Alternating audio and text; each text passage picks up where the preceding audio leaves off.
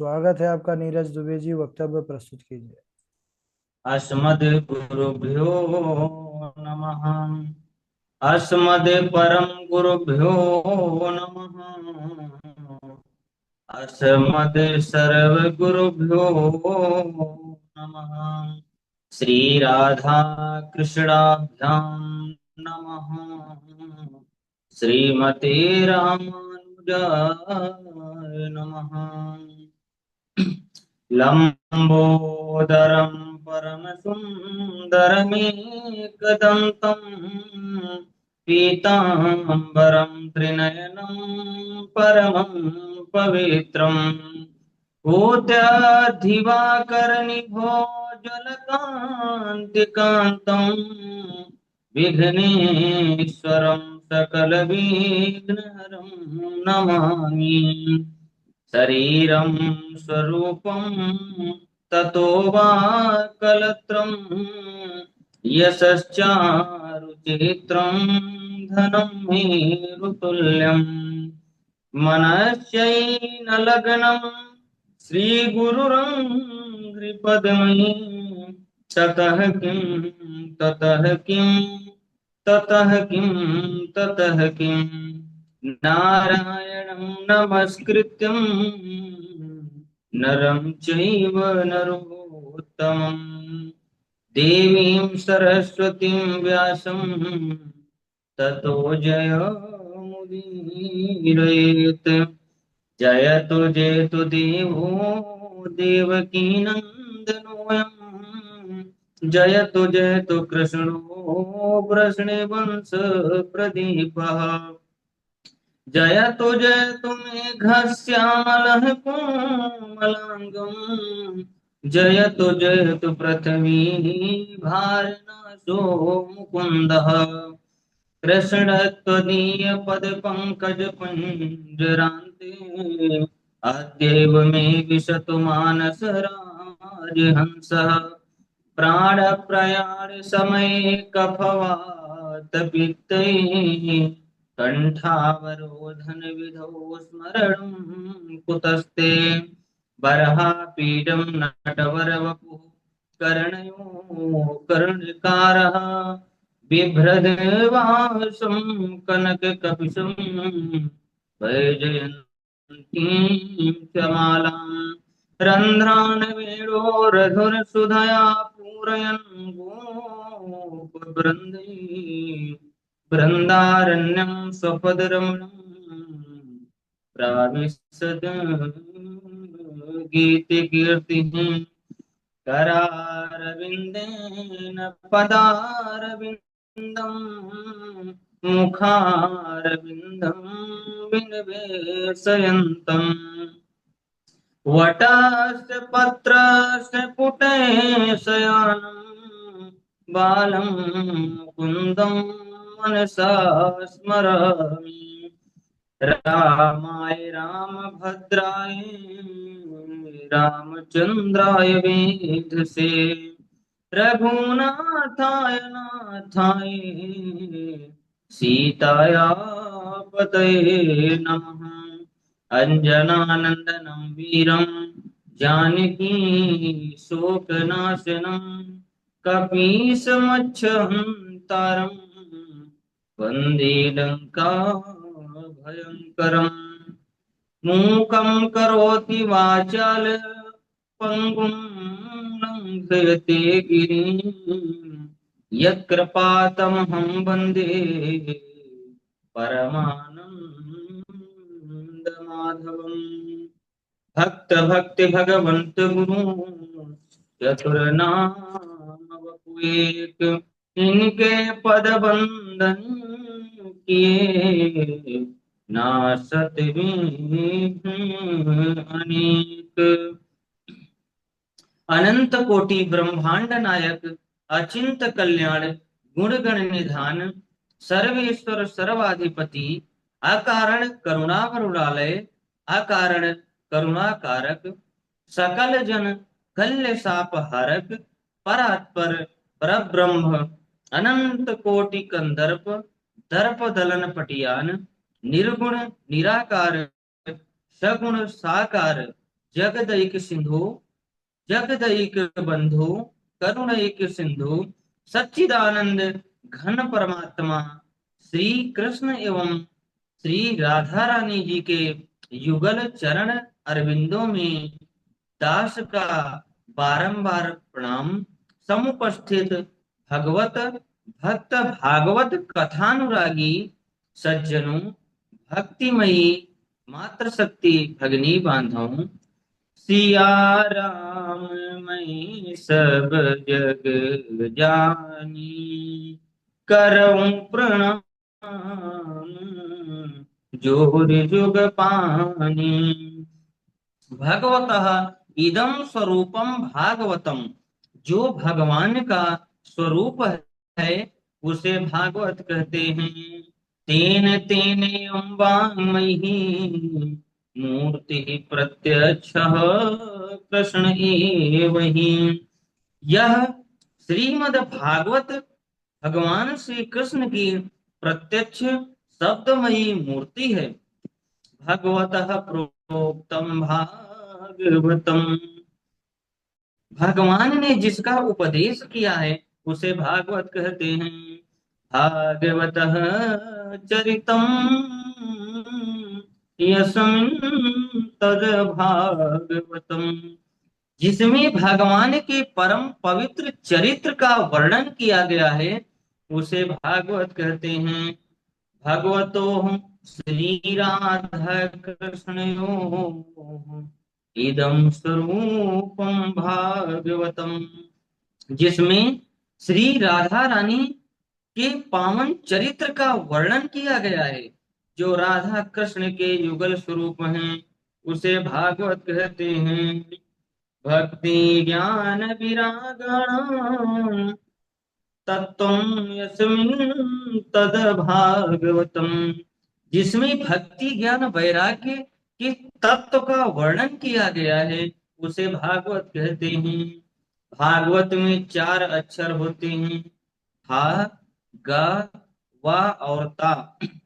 भा भाष्यते सर्ववेदेषु गागीयते नारदादिभिः, वावदन्ति त्रिषु लोकेषु तातरन्ति भवसागरः, जिसमें समस्त देवता प्रकाशित होते हैं, जिसका मान नारद आदि ऋषि तीनों लोकों में करते हैं, और जो भव सागर से तारने वाली है उसे भागवत कहते हैं। भाकीर्तिवाचको शब्दः गकारः ज्ञानवाचकः, वकार वैराग्यदश्चैव तकार संस्कृते तारकः। भागवत में जो भा अक्षर है वह कीर्ति प्रदान करने वाला है, गा अक्षर ज्ञान देने वाला है, और वह अक्षर वैराग्य को देने वाला है, और ता अक्षर संसार सागर से तारने वाला है। सर्गश्च प्रतिसर्गश्च वंशो मनवंतरा च, वंशानुचरितं चैव पुराणं पंचलक्षणम्। यहाँ सूक्ष्म सृष्टि, स्थूल सृष्टि, सूर्य चंद्र आदि के वंश का वर्णन मनवंतर में होने वाले राजा तथा भगवान के भक्तों के वंश का वर्णन किया गया है। ऐसे 5 लक्षणों से युक्त ग्रंथ को पुराण कहते हैं। परंतु इस श्रीमद् भागवत में 10 लक्षण हैं, इसलिए इसे महापुराण कहते हैं। श्रीमद् भागवत के प्रारंभ में महात्म का वर्णन किया गया है। महात्म्य का अर्थ होता है महिमा। महात्म ज्ञान पूर्वकम श्रद्धा भवति, महिमा के ज्ञान के पश्चात ही श्रद्धा उत्पन्न होती है। परम पूज्य गोस्वामी तुलसीदास जी कहते हैं, जाने बिनु ना होई परतीति, बिनु परतीति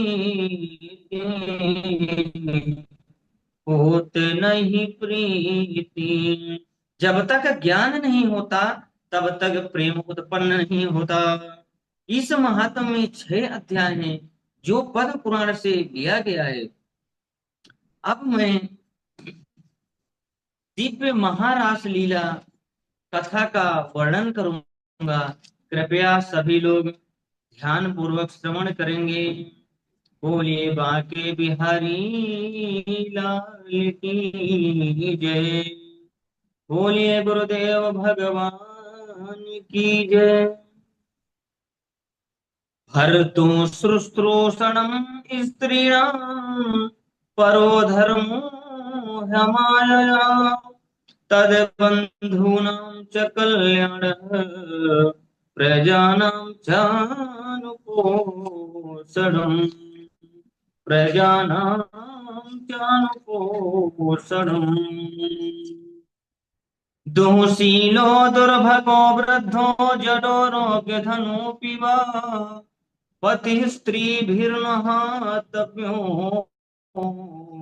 लोकेऽप्यशुभिर्पातकी लोकेभ्य शुभिर्पातकी। अपने पति की निष्कपट भाव से सेवा करना, उनके बंधु बांधवों को प्रसन्न रखना और संतान का पालन पोषण करना स्त्रियों का परम धर्म होता है। अपना पति कितना भी बुरा हो, कितना भी बुरे स्वभाव का हो या भाग्यहीन हो, वृद्ध क्यों ना हो, मूर्ख हो, रोगी हो अथवा निर्धन ही क्यों ना हो, फिर भी उसका त्याग कभी नहीं करना चाहिए। और गोपियों, तुम मेरे प्रेम के कारण यहाँ आई हो तो श्रवणाद दर्शनाध्यानान् मयि भावं कीर्तनात् ना तथा सन्निकर्षेण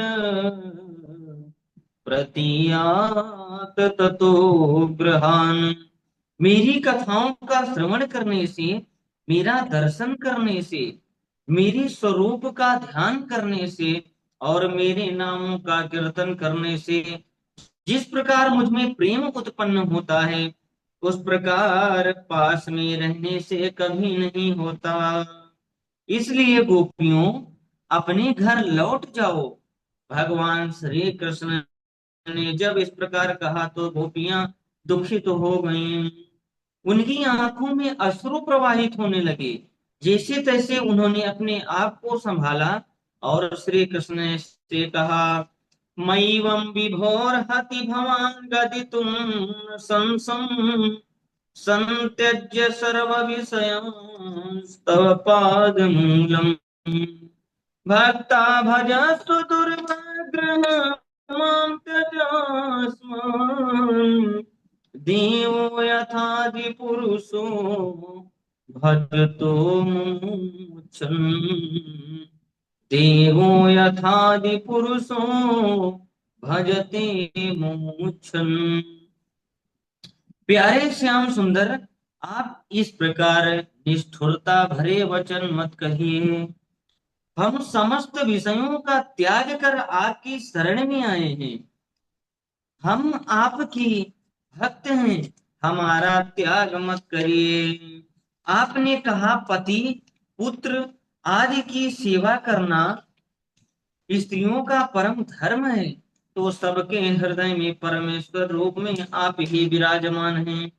आप सबके पति परमेश्वर हैं। हम आपको छोड़कर कैसे जा सकती हैं?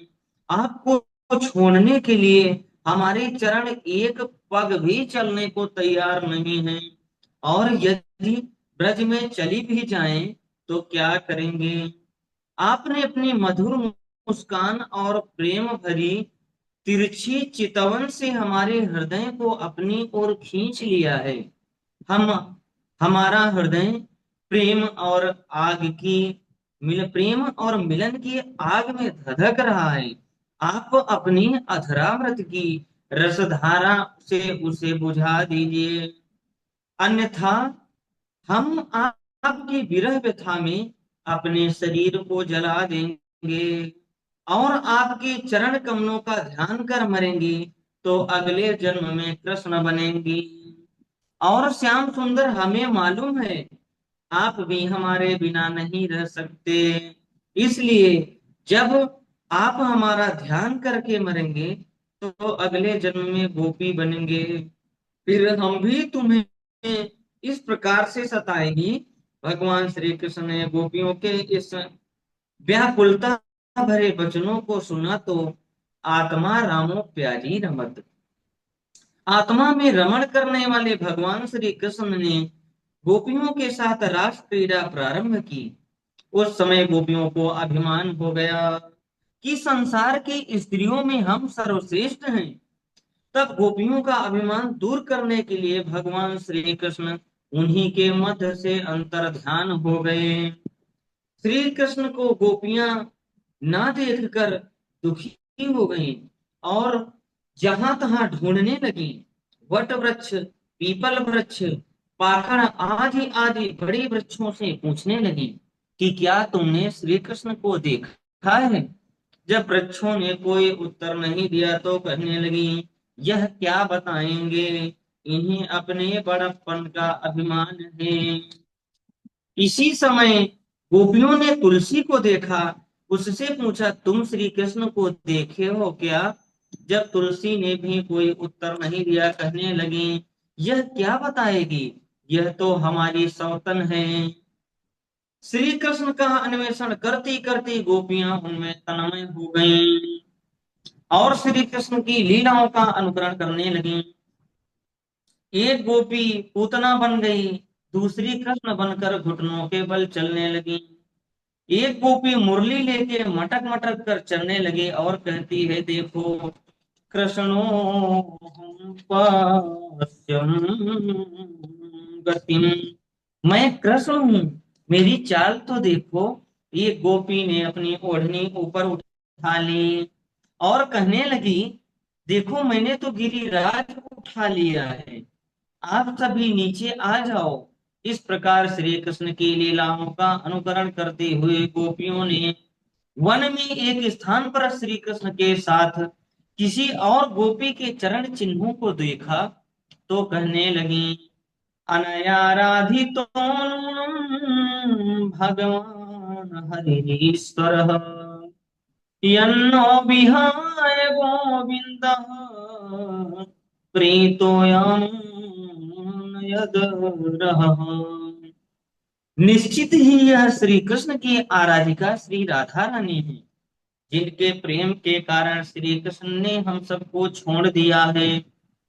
श्री राधा रानी ने गोपियों की इस विरह को देखा तो कहने लगी, उनके हृदय में गोपियों के प्रति दया भाव प्रकट होने लगा। उन्होंने लीला करते हुए कहा, मैं थक गई हूँ, मुझसे अब और नहीं चला जा रहा है। यदि आपको कहीं ले चलना है तो मुझे अपने कंधों में बैठा कर ले चलिए। श्री कृष्ण ने कहा, आप वटवृक्ष की डाल पकड़कर मेरे ऊपर चढ़ जाओ। जैसे ही पेड़ की डाल पकड़कर श्री राधा रानी कृष्ण के ऊपर चढ़ना चाहा तो श्री कृष्ण अंतर ध्यान हो गए। राधा रानी ने श्री कृष्ण को नहीं देखा तो दुखी हो गई और रोने लगी। हा नाथ रमण प्रेषी प्रेष्ठ क्वासी क्वासी महाभुज दास्यास्ते कृपणायामि सखे दर्शय सन्निधिम्। उनकी एक एक शब्द से एक एक देवालय प्रकट हो गए। जैसे ही उन्होंने कहा, नाथ, गोपीनाथ प्रकट हो गए। रमण कहने पर राधा रमण प्रकट हो गए, पृष्ठ कहने पर राधा बल्लभ प्रकट हो गए और जैसे ही महाभुज कहा तो बाके बिहारी प्रकट हो गए। गोपियों ने राधा रानी को देखा तो कहने लगी, श्री कृष्ण हमें छोड़कर गए कोई बात नहीं, परंतु आपको छोड़कर नहीं जाना चाहिए था। वन में जहां तक चंद्रमा की चांदनी छिटक रही थी, गोपियों ने कहा, वहां तक श्री कृष्ण को ढूंढिए, फिर सोचने लगी, हम श्री कृष्ण को जहां तक ढूंढेंगे, श्री कृष्ण हमसे बचने के लिए उतने ही आगे जाएंगे। उनके पैरों में कंकड़ पत्थर चुभ जाएंगे। यदि उन्हें मिलना होगा तो यमुना पुलिन में ही मिल जाएंगे। सभी यमुना पुलिन में आ गई गोपियां और एक साथ समवेत सुर में गोपी गीत का गान करने लगी। यह गोपी गीत जो है, यह मंजरी छंद में निबद्ध है। कनक का अर्थ होता है धतूरा, और जैसे ही धतूरा खाने से नशा होता है, उन्मोद होता है, मादकता आती है, उसी प्रकार गोपी गीत करने से श्री कृष्ण प्रेम उन्माद की प्राप्ति हो जाती है। सभी गोपियां एक स्वर में गोपी गीत का पाठ करती हैं। जयातिथिकम्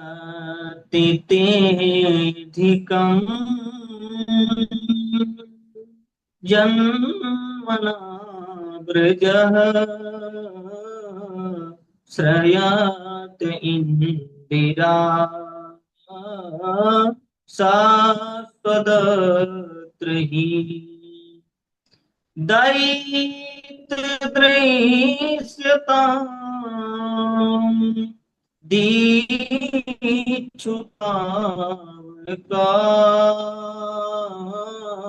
त्वयि त्वां विचिन्वते शरदुदासये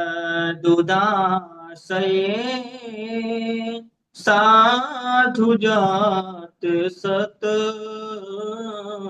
सरसिजोदर श्रीमुषादृशा सुरतनाथ ते शुल्कदासिका वरधनी न तो नेह किं वधः विषजलाप्ययात् व्यालराक्षसात् वर्षमारुतात्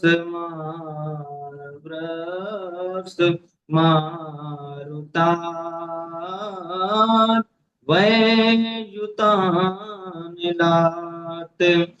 प्रखमयात्मजात् विश्वतो भयात् ऋषभते वयम् रक्षिताम् न खलु गोपिका नंदनो भवान् अखिल देहिनाम् अंतरात्मदृक् विखान सार्थितो विश्वगुप्तये सख उदेवान् सात्वतां कुले। हे प्यारे श्याम सुंदर, जब से आपका जन्म इस ब्रज में हुआ है, इससे इसकी महिमा वैकुंठ से भी अधिक हो गई है। तभी तो वैकुंठ की अधिष्ठात्री देवी लक्ष्मी अपना निवास स्थान छोड़कर नित्य यहाँ सेवा में लगी रहती हैं। प्रभु, आपको हमें जो सजा देनी है वह दे दीजिए। हम आपकी बिन मोल की दासी हैं। यदि आपको हमें मारना ही था तो यमुना के विषैले जल और इंद्र की मूलाधार वर्षा से आपने हमारी रक्षा क्यों की? प्रभु, आप मात्र यशोदा नंदन ही नहीं, अपितु समस्त प्राणियों के हृदय में विराजमान हैं, अंतर्यामी हैं, परमेश्वर हैं। ब्रह्मा जी की प्रार्थना पर आपकी विश्व रक्षा के लिए यदुकुल में अवतीर्ण हुए हैं। आपकी कथा अमृत के समान है। अपना या अथवा आपकी कथा मारने वाली है। एक बार भी जो इसे सुन लेता है वह भिक्षुकों की भांति भटकता रहता है। प्रभु, आपके चरण अत्यंत सुकोमल हैं, इन्हें हम अपने कठोर वक्षस्थल पर रखने से भी डरते हैं। आप इन्हें चरण कमलों से भटकते रहें। आपके चरणों में कंकड़ पत्थर आज चुभ रहे होंगे प्रभु, जिसकी कल्पना मात्र से हमें चक्कर आ रहा है। प्रभु, हमारा जीवन तो आपके लिए है, हम आपके हैं। श्री कृष्ण के दर्शन की लालसा से गोपियों ने एक साथ रुदन करना प्रारंभ कर दिया। तासामाविर्भूच्छोरी स्मयमान मुखम्बुजः पीताम्बरः धरस्रग्नि साक्षान्मतमन्मथ। उसी प्रकार पीतांबरधारी भगवान श्री कृष्ण मुस्कुराते हुए गोपियों के मध्य प्रकट हो गए। बोलिए रास बिहारी भगवान की जय। उनका स्वरूप तो करोड़ों कामदेवों को मन के मथने वाला था। गोपियों ने जैसे ही श्री कृष्ण को देखा, उन्हें घेर कर खड़ी हो गईं। किसी ने हाथ पकड़ लिया, किसी ने पैर पकड़ लिया, किसी ने कमर को पकड़ लिया, अब यह कहीं फिर से ना भाग जाएं। एक गोपी ने श्री कृष्ण को नेत्र देख कर नेत्र बंद कर लिए। नेत्र क्यों बंद कर लिए? क्योंकि वह कहने लगी, सखी, मन के श्याम भले बाहर के श्याम तो छिप जाते हैं, बट मन के श्याम कहाँ जाएंगे। इसलिए उसने अपने नेत्रों को बंद कर लिया। गोपियों ने अपने ओढ़नियों का आसन लगाया और उसमें श्री कृष्ण को बिठाल के उनसे पूछने लगी, भजतो नु भजन्ते क एक एता विपर्ययम् नो भयांश्च भजन्ते किम् एकन्नो ब्रूहि साधु। श्याम सुंदर, कुछ लोग ऐसे होते हैं जो प्रेम करने वालों से प्रेम करते हैं। कुछ लोग ऐसे होते हैं जो प्रेम ना करने वालों से भी प्रेम करते हैं। और कुछ लोग ऐसे भी होते हैं जो दोनों से ही प्रेम नहीं करते। भगवान श्री कृष्ण ने कहा, गोपियां, जो प्रेम पर प्रेम करता है वह तो व्यापारी है। जो प्रेम ना करने वालों से भी प्रेम करता है, ऐसे निस्वार्थी माता पिता गुरु होते हैं। भजतोपि न वै केचि भजन्ति भजतः कुतः आत्मा राह्याप्तकामम् अकृतज्ञता गुरु द्रोह। और जो प्रेम करने वालों से प्रेम नहीं करता है, ऐसे चार प्रकार के लोग होते हैं। आत्माराम, जो अपने स्वरूप में आत्मा में ही रमण करते हैं, उन्हें बाह्य जगत से कोई प्रयोजन नहीं। अब प्रयोजन क्या होता है? तो प्रयोजन का अर्थ होता है किसी भी लक्ष्य की प्राप्ति करना या किसी भी उद्देश्य को प्राप्त करना। हर किसी न किसी कार्य का एक कोई ना कोई प्रयोजन होता है। काव्य प्रकाश में कहा गया है, प्रयोजनम मनोदिश्य मंदोपी न प्रवर्तते। बिना प्रयोजन के आप कितना भी कार्य करते रहे वह सफल नहीं हो सकता। क्योंकि हर कोई कार्य का एक उद्देश्य होता है। जब आप उस उद्देश्य को लेकर कार्य करेंगे तो जरूर सफलता प्राप्त होगी। दूसरा है आप्त काम। जिनकी समस्त कामनाएं पूर्ण हो गई हैं, उनका किसी से कोई प्रयोजन नहीं होता है। अकृतज्ञ, जो यह जानते ही नहीं कि हमसे कोई प्रेम करता है। और चौथा है गुरुद्रोह, जिन्हें क्या मालूम तो है कि यह हमसे प्रेम करते हैं, फिर भी वह जानकर उन्हें प्रेम नहीं करते। ऐसे लोग परोपकारी गुरु तुल्य लोगों से भी द्रोह करते हैं। वह परम अपराधी हैं। ललिता ने विशाखा से कहा, श्याम सुंदर तो आत्मा राम है। विशाखा ने कहा, नहीं, यह आत्मा राम नहीं, गोपिका राम है। गोपियों में रमण करते तो क्या आप्त काम है।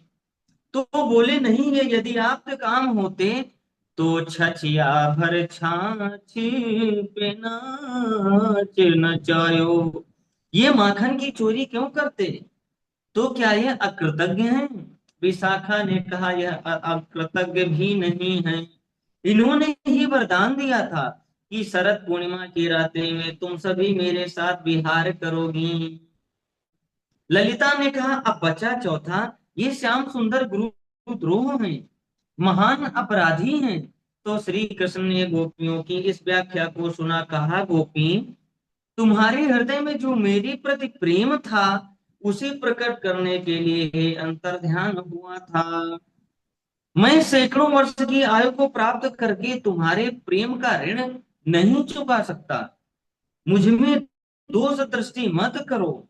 गोपियों ने श्री कृष्ण की मधुर वाणी सुनी, उनका दुख दूर हो गया और फिर रास क्रीड़ा प्रारंभ हुई। अनेकों देवता अपने विमानों में चढ़कर रास लीला का दर्शन करने आए। भगवान शंकर गोपी वेश में आए। नृत्य करते करते इतने मस्त हो गए कि उनकी सर की साड़ी खिसक गई और उनका भेद खुल गया। भगवान शंकर गोपेश्वर के रूप में सदा के लिए विराजमान हो गए। बोले गोपेश्वर भगवान की जय। अब रास लीला, रास कितने प्रकार का होता है? तो तीन प्रकार से रास करते हैं। प्रथम क्रम में मध्य में श्री कृष्ण और चारों ओर से गोपियां नृत्य करने लगी। दूसरे क्रम में दो गोपियां और एक कृष्ण, और फिर जब गोपियों के निकट आने की इच्छा हुई तो ये गोपी एक कृष्ण महारास करने लगे। बड़ा दिव्य महारास हुआ। रेमे रमेशो ब्रज सुंदरी भी यथार्भकः स्वप्रतिबिंब विभ्रमः। जैसे बालक अपनी परछाई से खेलता है, उसी प्रकार श्री कृष्ण ने गोपियों के साथ रास किया। बोलिए रास बिहारी भगवान की जय। राजा परीक्षित पूछते हैं, गुरुदेव, भगवान का अवतार तो धर्म की रक्षा के लिए हुआ था, फिर उन्होंने दूसरे की स्त्रियों को क्यों स्पर्श किया? श्री सुखदेव जी ने कहा, धर्म व्यतिक्रमो दृष्टि ईश्वराणां च साहसम् तेजीयसां दोषाय बन्नी सर्वभुजो यथा। परिच्छेद, जो तेजस्वी होते हैं, सामर्थ्यशाली होते हैं, उनमें दोष नहीं होता। जैसे अग्नि सब कुछ खा जाती है परंतु किसी भी पदार्थ से लिप्त नहीं होती। भगवान शंकर तो हलाल विष पी गए, कोई साधारण पुरुष पीता तो जलकर भस्म हो जाता। परीक्षित, रात के पश्चात जब गोपियां अपने अपने घर लौट कर आईं, किसी ने भी उन पर दोष दृष्टि नहीं की। उन्हें लगा जैसे गोपियां उन्हें छोड़ कर गई ही नहीं, उन्हीं के पास थीं। विक्रीडितं व्रजवधूरभिरितं च विष्णु श्रद्धान्वितो शृणुयादथ वर्णयेदयः। भक्तिं परां भगवतीं प्रति न कामम् सॉरी हद्रोगम स्वपहिनोत्य चिरेण धीरः। परीक्षित, जो भी इस महारास का वर्णन करता है अथवा इस महारास का श्रवण करता है, उसे भगवान की निष्काम भक्ति की प्राप्ति होती है और उसका रोग जो काम विकार है वह छूट जाता है। एकदा देव यात्रायां गोपाली जात कौतुकाः अनोभीरन दुदयुक्तैः प्रयायुस्तेम्बिकावनम्। परीक्षित, एक शिवरात्रि का बड़ा ही पावन पर्व था। उस समय नंद आदि गोपगणों ने अंबिका वन की यात्रा की। वहां सरस्वती नदी में स्नान किया और भगवान शंकर का पूजन किया, रुद्राभिषेक किया, व्रत किया, ब्राह्मणों को बहुत दान दिया और रात्रि होने पर नंद आदि गोपगण सरस्वती नदी के तट में सो गए। रात्रि में एक अजगर आ गया वहां पर। उसने नंद बाबा का जोर से पैर पकड़ लिया। सभी गोपगणों ने छुड़ाने का बहुत प्रयास किया, जलती हुई लकड़ी से उसे मारा। उसने नंद बाबा को नहीं छोड़ा। सभी ब्रजवासियों ने जोर से श्री कृष्ण को पुकारा।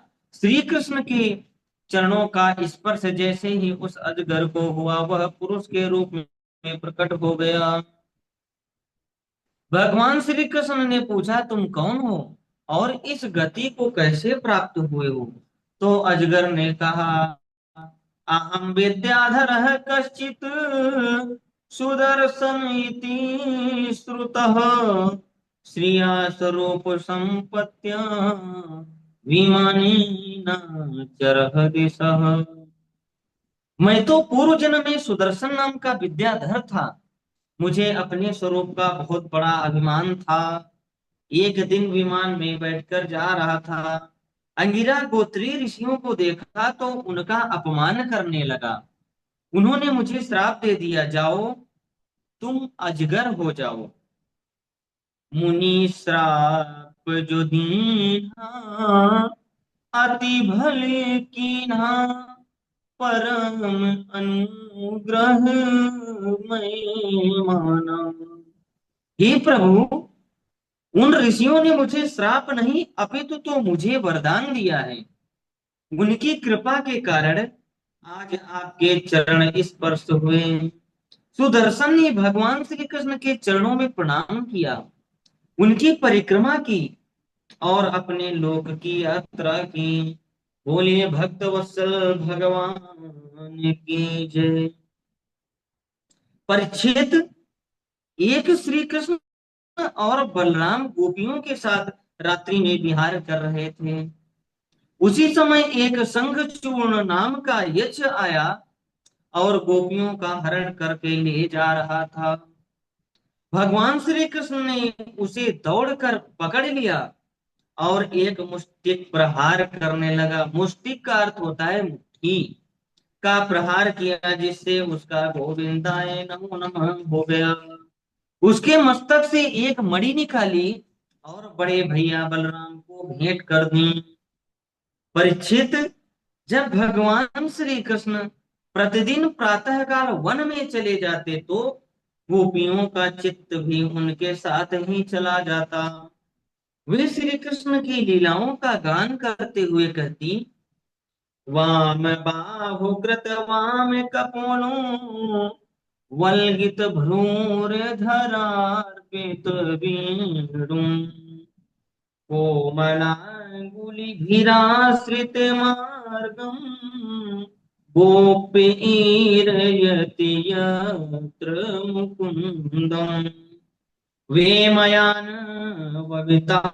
सह सिद्धैः विस्मितास्तुतिपधार्यसलज्जाः काममार्गण समर्पित चित्ताः कस्मलं ययुर्पस्मृतनीभ्यः। अरे सखी, जब नट नागर प्यारे सुंदर अपने मुख मंडल को बाएं बाह की ओर लटकाकर भौहों को नचाते हुए अधरों पर बांसुरी लगा अपने सुकोमल उंगलियों से उनके छिद्रों में फिराते हुए मधुर तान छेड़ते हैं, उस समय आकाश में विमानों में चढ़ी हुई सिद्धों की पत्नियां जब उन तान को सुनती हैं तो वो इतना मोहित तो हो जाती हैं कि शरीर की सुध बुध ही भूल बैठती हैं। उनका उत्तरीय वस्त्र उतरकर पृथ्वी में गिर जाता है। तब उन्हें चेतना आती है और वह लज्जित हो जाती हैं। एक गोपी कहती है, अरे सखी, जब प्यारे श्याम सुंदर गोवर्धन की शिखा पर खड़े होकर वेणु वादन करते हैं, उस समय मेघ मंद मंद गरजने लगते हैं। प्यारे श्याम सुंदर को कहीं धूप ना लग जाए, इसलिए उनका छाता बनकर बन जाते हैं और मंद मंद बरसने लगते हैं, जैसे श्री कृष्ण पुष्पों की बारिश कर रहे हों। परीक्षित, इस प्रकार गोपियां श्री कृष्ण की लीलाओं का गान कर बड़े कष्ट से अपने दिन को व्यतीत करती हैं। परीक्षित, एक दिन श्री कृष्ण सायंकाल गायों को लेकर ब्रज में प्रवेश कर रहे थे। उसी समय अरिष्टासुर नाम का दैत्य बैल का रूप धारण करके वहां पर आ गया। उसे देख सभी ब्रजवासी भयभीत हो गए। गाय डरकर जहां तहां इधर उधर भटकने लगी, भागने लगी। श्री कृष्ण ने और असुर को देखा, उसके पास पहुंच गए, उसकी सींगों को उखाड़ कर उस सींगों से उसकी ऐसी पिटाई की कि उसका गोविंदाय नमो नमः हो गया। श्री सुखदेव जी कहते हैं, परीक्षित, एक दिन देवर्षि नारद कंस के यहाँ आए। कंस ने उनका स्वागत सत्कार किया। देवर्षि नारद ने कंस से कहा, यशोदायां सुतां कन्यां देवक्या कृष्णमेव च रामं चारोहिणी पुत्रं वसुदेवेन। कंस तुम्हारे हाथ से छूटकर जो कन्या आकाश में चली गई थी, यशोदा के पुत्र थे, और ब्रज में जो कृष्ण है वह देवकी के पुत्र हैं, तथा बलराम जी रोहिणी के पुत्र हैं। वसुदेव जी ने तुम्हारे डर के कारण उन्हें अपने मित्र नंद के यहाँ पहुंचा दिया था। अभी तक तुम्हारे जितने भी दैत्य ब्रज में गए, उन सबका संहार उन दोनों ने ही किया है। इसलिए अब आप ऐसा प्रयास करो कि दोनों मथुरा आ जाएं। यहाँ योजना बनाकर तुम उन्हें वध की तैयारी करो। कंस ने जब यह सुना तो वसुदेव और देवकी को पुनः कारागार में डाल दिया। अक्रूर जी को बुलाया और उनसे कहा, तुम्हारे बराबर मेरा कोई दूसरा मित्र नहीं है, इसलिए तुम मेरा ये कार्य करो, धनुष यज्ञ के बहाने कृष्ण और बलराम को यहाँ ले आओ। मैं कुवलया पीड़ हाथी के द्वारा उन्हें मरवा दूंगा। यदि वे बच गए तो पहलवान चाणूर और मुष्टिक मार डालेंगे। अक्रूर जी ने कहा, सिद्ध सिद्धो समम कुर्यात् दैवम ही फल साधनम। महाराज, सफलता और असफलता में समान भाव रखना चाहिए, क्योंकि मनुष्य के हाथों में मात्र कर्म करना है, फल देना तो ईश्वर का कार्य है। गीता में एक श्लोक कहा गया है, कर्मण्येवाधिकारस्त मा फलेषु कदाचन मा कर्म फल हेतुर्भूमा ते संगोऽस्तु कर्मणि। श्री कृष्ण ने अर्जुन से कहा था, हे अर्जुन, कर्मण्येवाधिकारस्त, तुम कर्म को करते रहो, फल की इच्छा मत करो, फल देना तो ईश्वर का कार्य है। फल देना ईश्वर के हाथ में है। मनुष्य अनेकों प्रकार की योजनाएं बनाता है, परंतु प्रारब्ध उन सबको नष्ट कर देता है। ऐसा कहकर अक्रूर जी वृंदावन जाने की तैयारी करने लगे। केसी नाम का दैत्य घोड़े का रूप धारण कर ब्रज में आतंक मचाने लगा। जब श्री कृष्ण को देखा तो उन्हीं को मारने के लिए दौड़ने लगा। श्री कृष्ण ने उसके पैरों को पकड़ा और पृथ्वी पर पटक दिया। जब वह मुंह खोलकर श्री कृष्ण को खाने के लिए दौड़ा तो श्री कृष्ण ने अपना हाथ उसके मुख में डाल दिया, जिससे उसका श्वास ही रुक गया और अंत में उसका गोविंदाय नमो नमः हो गया। इस समय देवर्षि नारद भगवान श्री कृष्ण के पास आए, उनके चरण कमलों में प्रणाम किया और कहा, प्रभु, सौभाग्य से आज केसी दैत्य मारा गया। अब मैं परसों आपके हाथों से चाणूर और मुष्टिक और कुवलया हाथी को कंस को मरा हुआ देखूंगा। श्री कृष्ण ने कहा, देवर्षि, अभी तो हमने इसकी कोई योजना ही नहीं बनाई है। देवर्षि नारद ने कहा, प्रभु संपूर्ण योजना तैयार है। आपको बुलाने के लिए कंस स्वयं रथ भेजेगा। ऐसा कह देवर्षि नारद चले गए। भगवान श्री कृष्ण ग्वाल बालों के साथ लुका छिपी का खेल खेल रहे थे। इस- इसी समय एक व्योमासुर नाम का एक दैत्य ग्वाल बालों का वेश धरकर वहां आ गया। वहां अनेकों ग्वाल बालों को ले जाकर गुफा में छिपा दिया। और जब चार पांच ही ग्वाल बाल शेष बचे तो भगवान श्री कृष्ण उन्हें पहचान गए। उसे पकड़कर उसका गला दबा दिया, जिससे उसका गोविंदाय नमो नमः हो गया। भगवान श्री कृष्ण ने इस प्रकार ग्वाल बालों की रक्षा की। अब मैं यहीं पर विश्राम करता हूँ। अब इसके बाद की कथा अक्रूर जी की ब्रज यात्रा नेक्स्ट वक्तव्य में पुनः श्रवण करूंगा, वक्तव्य करूंगा, आप लोग श्रवण करेंगे। बोलिए गुरुदेव भगवान की जय। बांके बिहारी लाल की जय। बोलिए राधा रानी सरकार की जय। बहुत सुंदर, बहुत बढ़िया नीरज प्रणाम जी। गुरु जी। बहुत अच्छा, बहुत अच्छा, बहुत अच्छा। ठाकुर जी कृपा बनी रहे। बड़े ही मधुर स्वर से आपने कथा को गाया। बहुत अच्छा।